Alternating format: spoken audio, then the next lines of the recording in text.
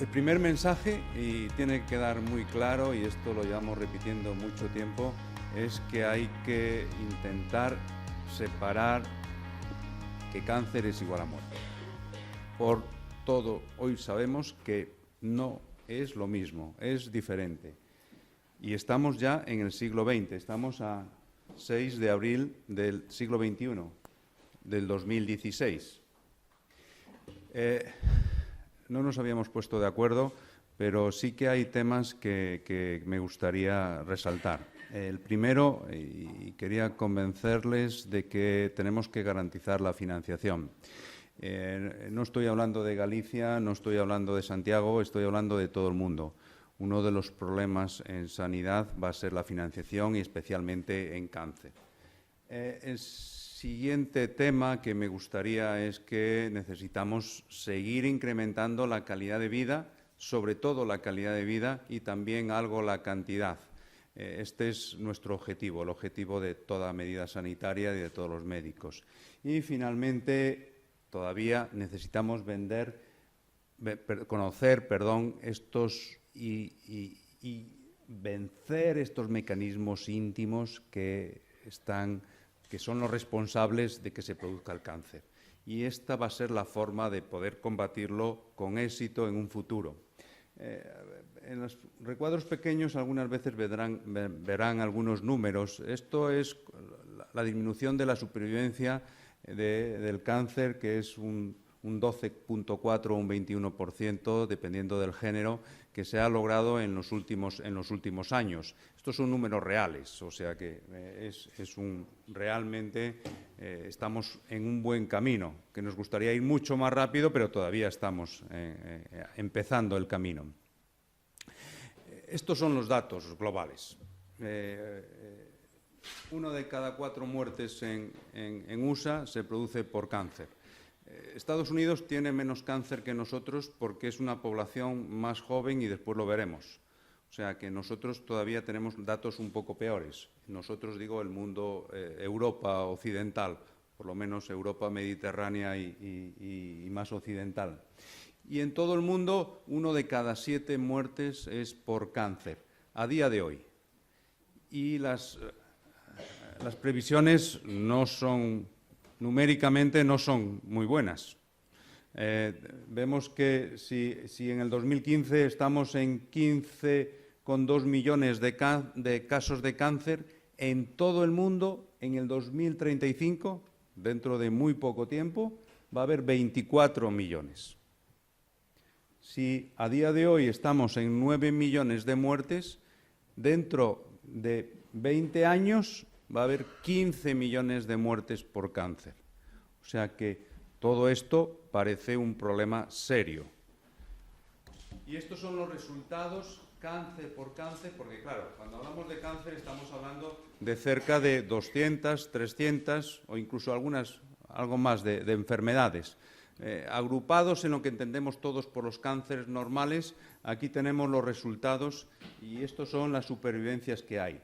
Probablemente no se puedan ver, pero en esta gráfica, que es el resumen de esta, se ve que hay unos que van muy bien, que se obtienen todavía resultados muy aceptables, y otros que están mal, que tienen unos resultados malos. O sea que todavía tenemos la botella medio vacía o medio llena. Un poco más llena, porque globalmente en nuestro medio, en Europa occidental, estamos hablando de 60-62% de curaciones de todos los cánceres. Todo esto representa un 62%. Entonces, también significa que hay un 40% de posibilidades de mejorar y que tenemos la obligación de ir mejorando. Y como dije al principio, yo creo que hoy podemos afirmar que cáncer es igual a dinero. En el sentido más amplio de la palabra. No es solo poner dinero encima de la mesa, el coste en los próximos años, tanto en tratamientos como en cuidados, va a seguir incrementándose, sin duda. En países como Estados Unidos es la primera causa de bancarrota de las familias americanas. El tratamiento médico es la primera causa de bancarrota de las familias americanas. Entonces, la sociedad, nosotros, todos nosotros, tenemos que cambiar esta tendencia. No la tendencia creciente, que no sé a dónde tendrá que ir, pero tenemos que empezar a ver lo que llamamos hoy el valor de la medicina, el valor de los tratamientos del cáncer, que es, según la definición, los resultados en salud que le importan al paciente, los que importan a mí, a usted, al último que está ahí apuntado, a cada uno, por el coste, por lo que estamos dispuestos a pagar. Y así, en los próximos años, vamos a oír hablar del valor de la medicina, del valor del cáncer, del valor de la cardiología. Pero también, en relación con dinero, vemos que, estos son datos europeos, que los países que mayor supervivencia tienen son los países más ricos y los que más invierten en salud. Noruega, Suiza, Australia, y los países que menos supervivencia tienen, y estoy hablando en cáncer en Europa, son Estonia, Lituania, Bulgaria, etcétera, etcétera. O sea, tenemos claro cuáles son los países más ricos y los más pobres. España está en una posición intermedia, como nos corresponde.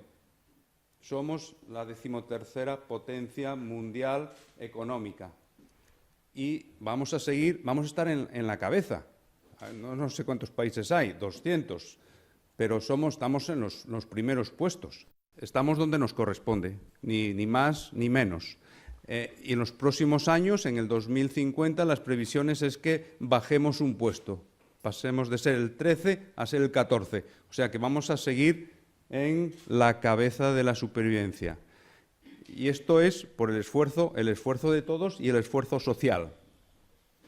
¿Y cuáles han sido los resultados? El 60%, ¿cómo se ha materializado? Voy a poner el ejemplo del cáncer de mama.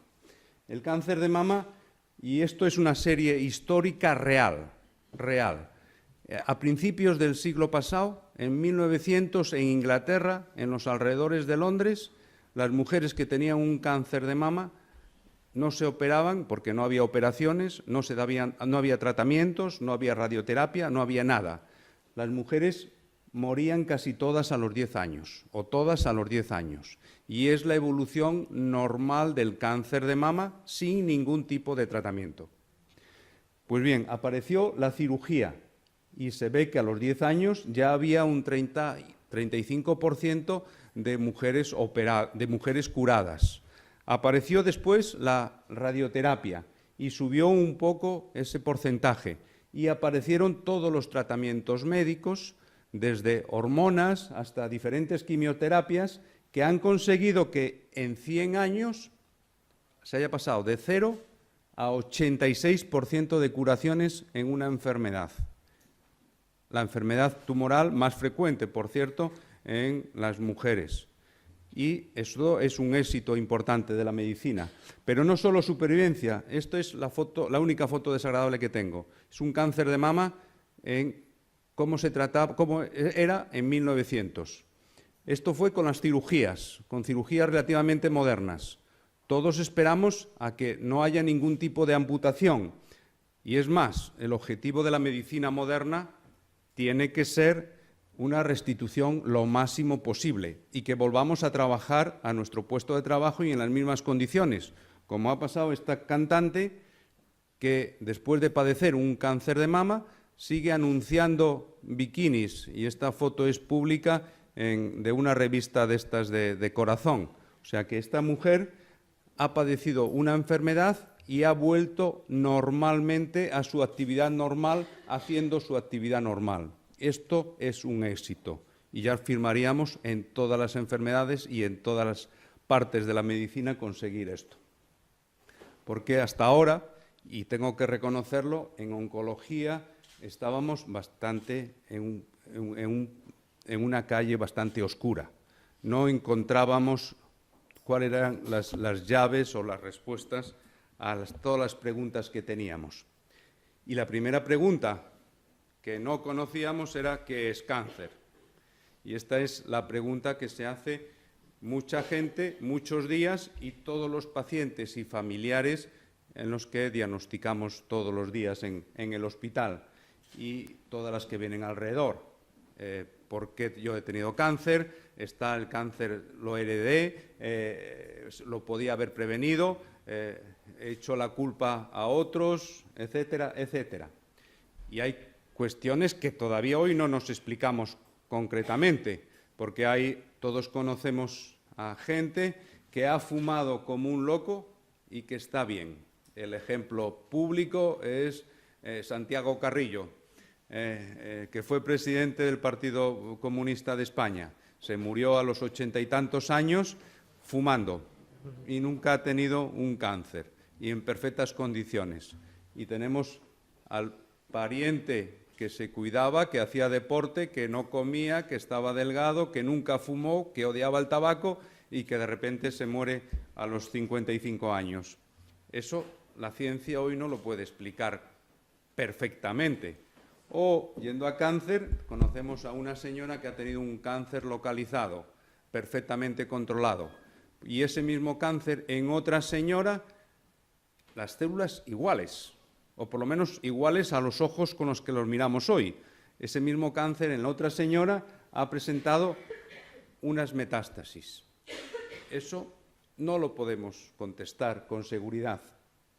O por qué en Canadá hay más leucemias, en China más cáncer de hígado, en el Reino Unido, Inglaterra más pulmón y otros tumores en otras partes del mundo. O, finalmente, hemos visto que poblaciones que cambiaban el tipo de cáncer. Esto es un ejemplo después de la Segunda Guerra Mundial. Hubo muchas familias japonesas que se fueron a la costa de California de Estados Unidos. Los japoneses son núcleos bastante cerrados. La incidencia del cáncer de colon en Japón es muy baja. No es una enfermedad tan frecuente como es aquí o como era en Estados Unidos. Las terceras generaciones de japoneses que no se habían mezclado con los americanos incrementaba la tasa de cáncer de colon muy parecida a la tasa americana ya. ¿Por qué? No tenemos una contestación sencilla ni clara de por qué ocurre eso. Justo lo contrario de los americanos que fueron a Japón después de la Segunda Guerra Mundial. En Japón hay mucho cáncer de estómago, mucho cáncer gástrico, al contrario que en Estados Unidos. Pues los americanos volvían a tener cáncer gástrico con mucha más frecuencia que los americanos y se acercaban al cáncer gástrico de los japoneses. Y lo que sí sabemos es que cáncer es igual a edad. Y esto es una fortuna, por varios motivos. Primero, porque los países con una esperanza de vida baja tienen poco cáncer. Claro, se mueren antes de otras causas. O sea que con esperanzas de vida más grandes hay más cáncer. Y después, porque es lógico, hoy sabemos que el cáncer es un fallo en los mecanismos celulares, en los mecanismos por el que nos vamos renovando. Nosotros somos un ser vivo, estamos compuestos de células que se van cambiando continuamente. Y esas células, cuanto más se cambian, más posibilidades de errores. Y el cáncer es un error en ese cambio. Por eso el cáncer es, y permítanme decirlo, no sé si delante de periodistas, pero es una fortuna morir de cáncer y no morir de enfermedades infecciosas a los 40 años.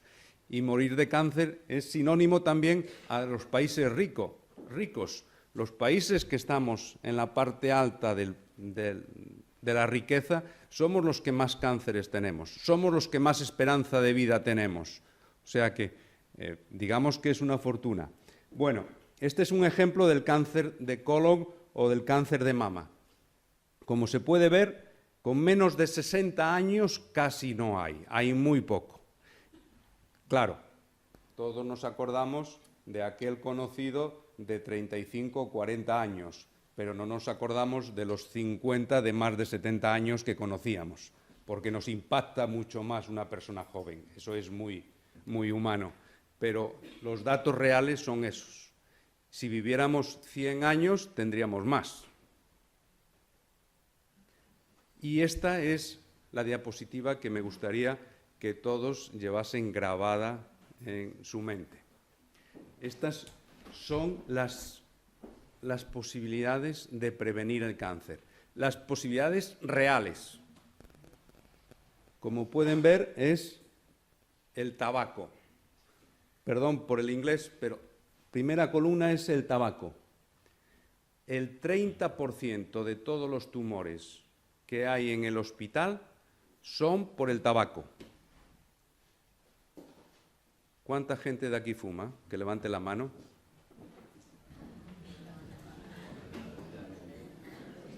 No todo el mundo se atreve ya a fumar, a decirlo. El 30% de todos los tumores son por culpa del tabaco. Si ven toda esta columna, casi es la suma de todas las demás. O sea que si eliminamos eso, imagínese el beneficio que tendríamos en todos los aspectos de la vida. Pero aquí estamos hablando de mortalidad por cáncer. Hay otros muchos aspectos.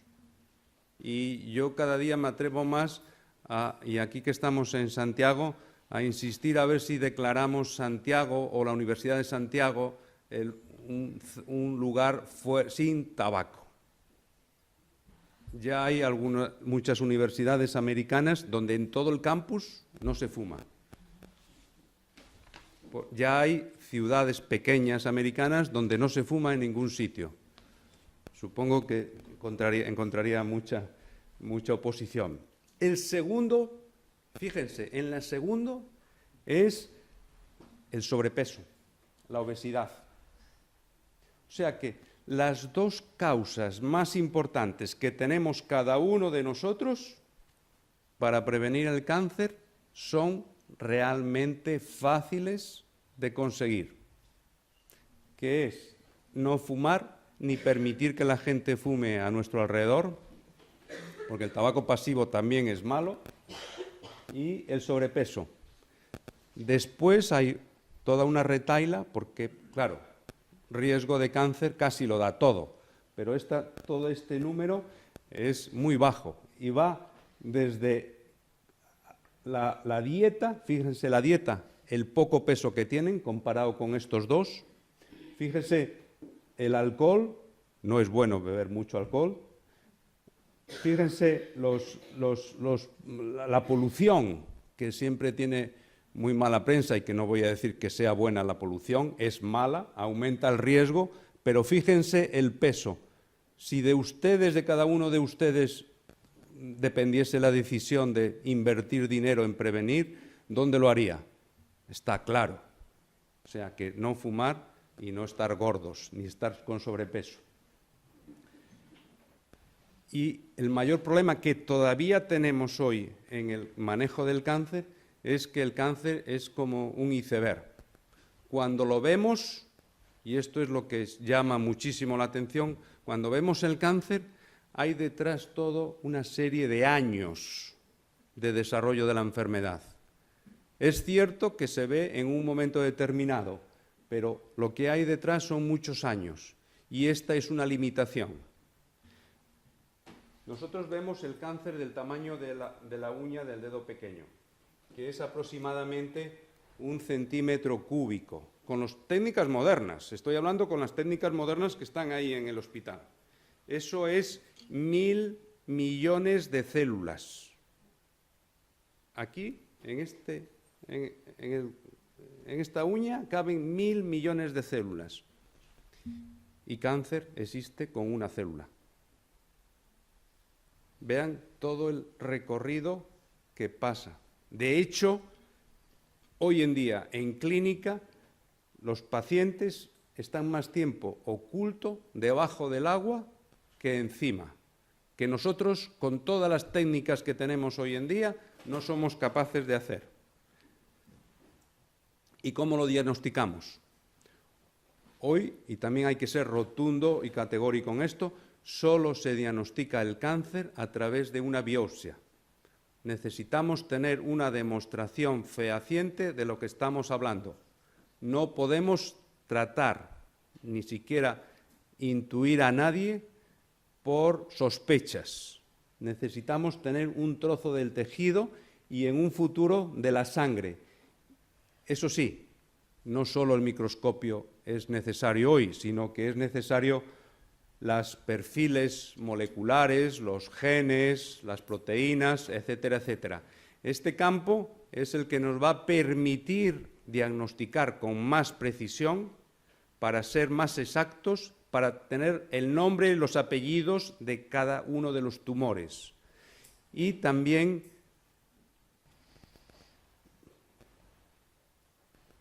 de cada uno de los tumores. Y esto va a avanzar a que seamos capaces de ver la parte esa oculta del iceberg, de meternos en la profundidad o elevar el iceberg para verlo con más tranquilidad. Porque claro, hasta ahora, y con lo que les he dicho, estábamos en un pajar donde había una aguja que no veíamos. Yo la primera vez que vi esta diapositiva no encontré la aguja esta. Ahora ya todos la ven con perfecta nitidez. Y al principio casi nadie, me imagino que nadie la vería. ¿Y por qué se producen los cánceres metastásicos, que son los que matan ahora en el mundo actual? Pues porque salen del tumor y van por la sangre a producir metástasis. Hoy en día controlamos prácticamente el 90% de los tumores locales, pero somos muy ineficientes todavía cuando los tumores son metastásicos. Este es el campo de investigación de nuestro grupo, el ver por qué las células se escapan y por qué aparecen en otros sitios, el ver por qué circulan por la sangre, en aprovechar estas circunstancias. Este es el campo donde más estamos trabajando y que va a ser absolutamente necesario para la medicina, para la oncología de precisión de un futuro. Porque la medicina del futuro va a intentar mejorar la calidad de vida y la supervivencia. Pero dentro de 30 años, los médicos jóvenes que están ahora en la facultad tienen el reto, sobre todo, de que nuestra calidad de vida esté muy bien durante los años que estemos y mejoremos un poco la supervivencia, porque no vamos a vivir 200 años, viviremos 100, 120, no más, pero queremos todos mantener una calidad de vida excelente hasta los últimos momentos. Con esta curva firmaríamos todos el día de mañana. Yo firmaría vivir a los 80 años poniéndome malo las últimas 2 semanas. Tampoco de repente porque necesitamos despedirnos, pero las últimas 2 semanas yo firmaría ahora mismo. Y yo creo que casi todos lo haríamos. Y esta ha sido la evolución. Este es un quirófano del Hospital General que estaba ahí en Galeras, que así operaban. Este ya es un quirófano de nuestro hospital o del Hospital de Conxo. Se ven ahí muchas televisiones y muchos ordenadores y muchas máquinas. Y este va a ser el quirófano del futuro, con el médico jugando aquí en la PlayStation, que está realmente operando, porque el paciente está aquí. Este es el cirujano y el paciente está ahí y le está operando. Esto ya empieza a existir y va a existir sin duda alguna. Con la radioterapia pasa lo mismo. La primera sala de radioterapia de la Facultad de Medicina aquí al lado, que hubo aquí, que me lo dio la doctora Porto, esta diapositiva. Estos son los aceleradores que tenemos hoy en día y esos van a ser los aceleradores que tendremos, que también van a ser mucho más precisos y exactos y eficaces, porque ese es el futuro. ¿Y qué voy a hablar de la quimioterapia, de los tratamientos sistémicos?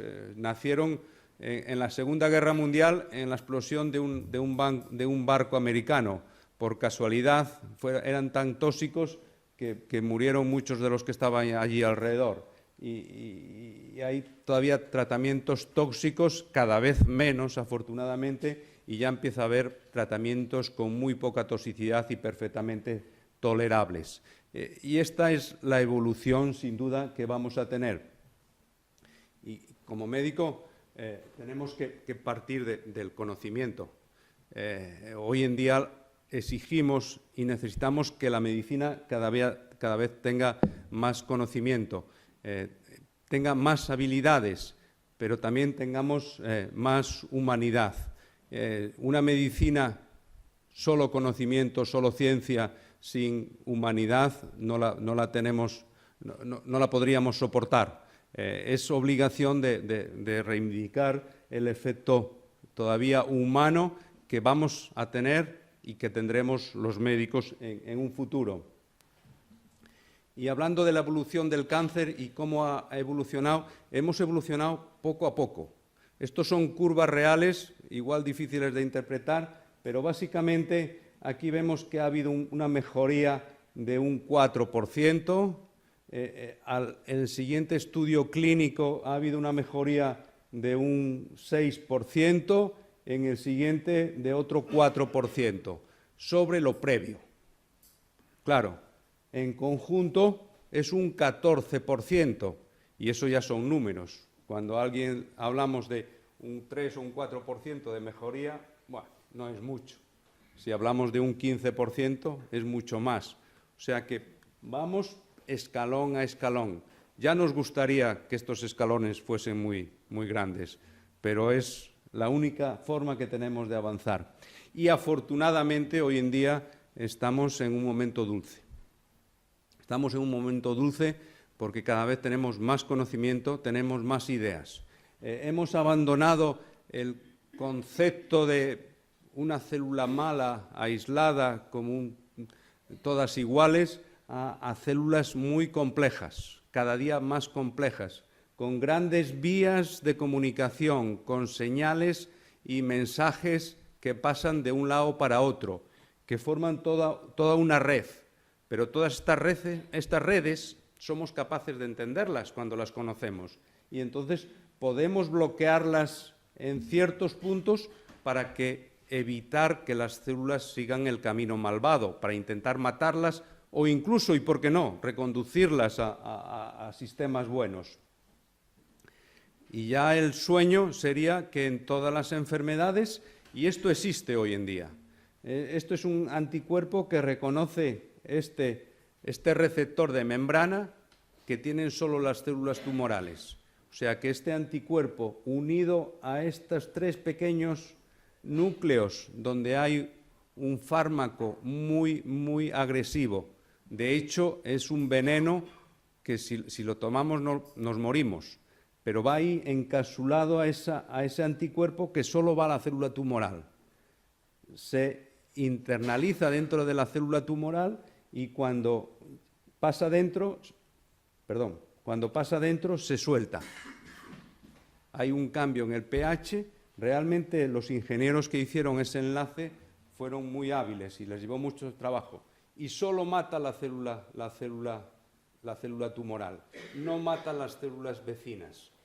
Esto va a ser un desarrollo con varios fármacos. Hasta ahora tenemos uno, pero vamos a tener varios en ese sentido, que van a ser avances, por lo menos en muchas enfermedades. Y habrá problemas, por supuesto. Este es un paciente donde ven estos tumores por toda la piel. Les damos un fármaco y desaparece, se vuelve normal. Al cabo de 15 semanas, poco tiempo. Y además es un fármaco oral. Problema, que al cabo de 22 semanas vuelve a tener otra vez esos tumores. ¿Qué es lo que pasa?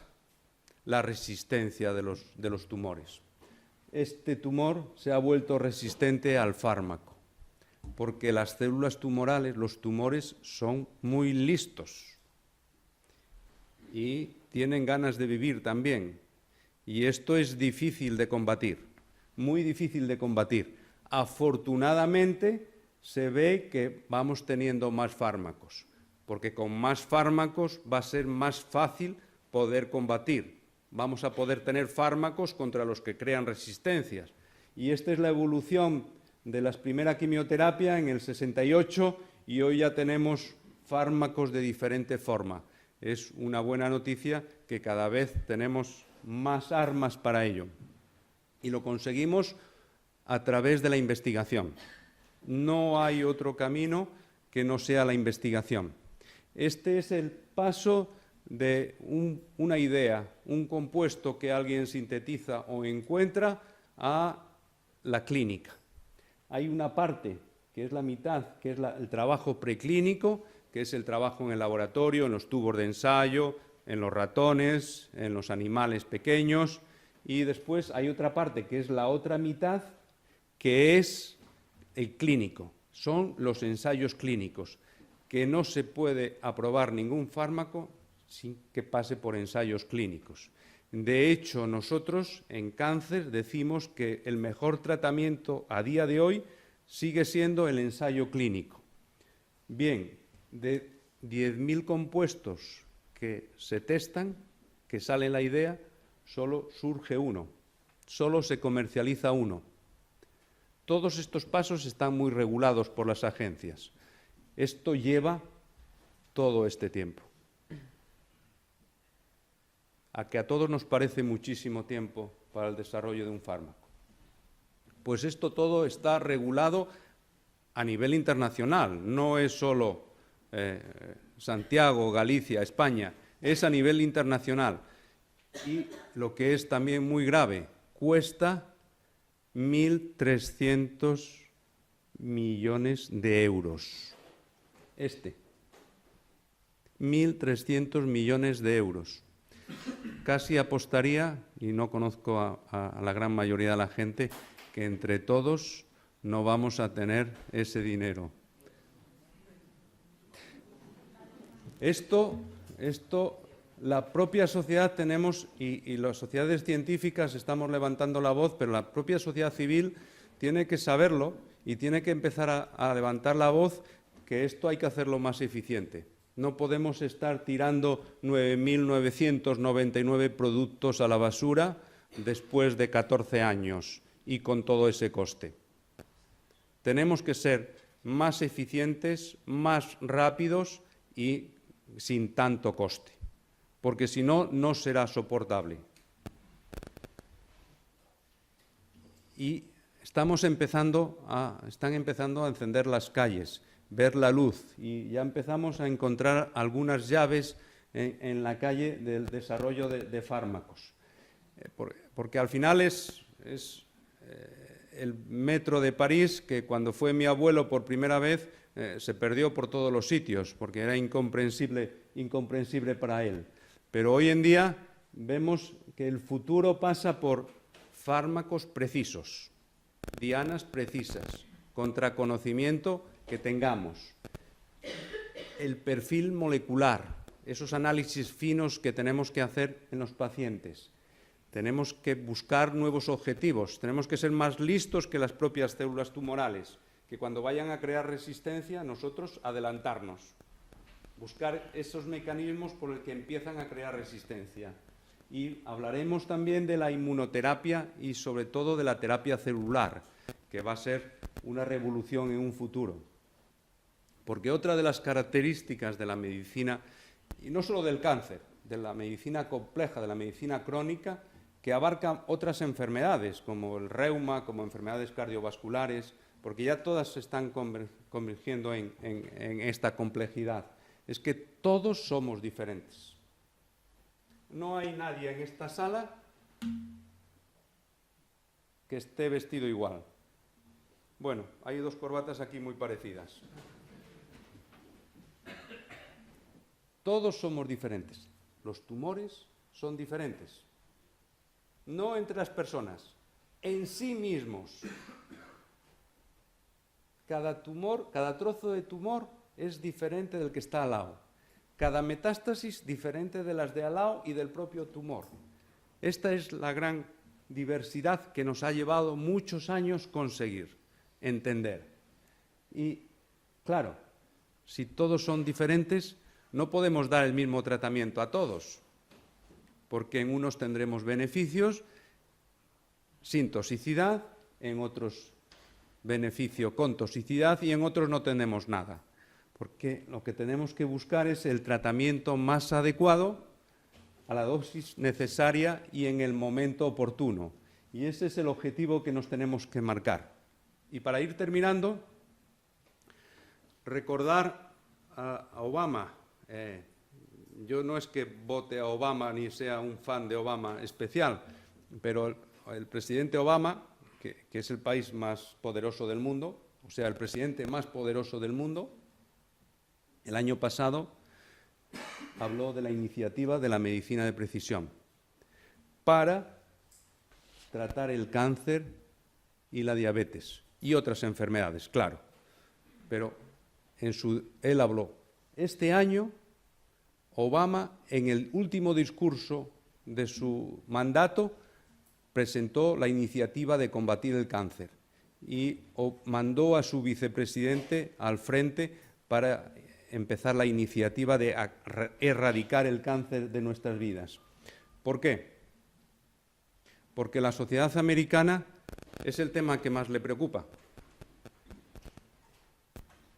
Temas de salud de los americanos, el primero, el cáncer.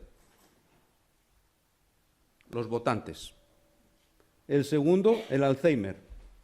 Tercero, el corazón, diabetes, obesidad y SIDA. Ante esta influencia de la sociedad, el presidente tiene que reaccionar.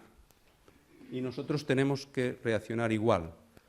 Por eso, y no solo en ese aspecto, sino en el aspecto del que cada uno luche contra o prevenga la enfermedad, también es importante la información. Clave que todo el mundo tenga información y cuanto más información tenga, mucho mejor para todos, para la sociedad, pero también para los médicos y para los sistemas sanitarios. Y lo que tenemos que huir es de la mala información, de las brujas y demás asimilados.